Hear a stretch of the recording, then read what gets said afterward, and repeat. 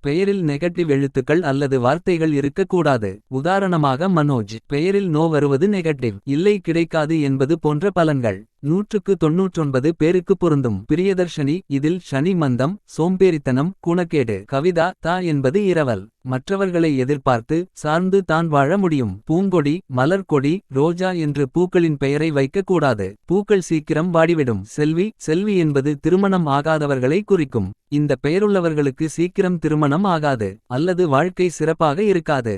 தீ. தீ என்று முடியும் அல்லது ஆரம்பிக்கும் பெயரை பெண்களுக்கு வைக்கக்கூடாது. தீ அதாவது நெருப்புக்கு அழிக்கும் சக்தி உண்டு.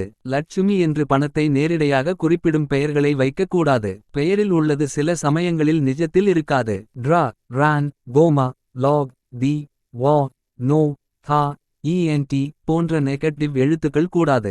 6. நதிகள் பெயர்களை காவேரி, கங்கா என வைக்கக்கூடாது. பெயரின் முதல் எழுத்தும் கடைசி எழுத்தும் முக்கியம். தவறாக வரக்கூடாது. 3 எழுத்துகள் மட்டும் உள்ள பெயர்கள் அதிக வைப்ரேஷன் உள்ளது.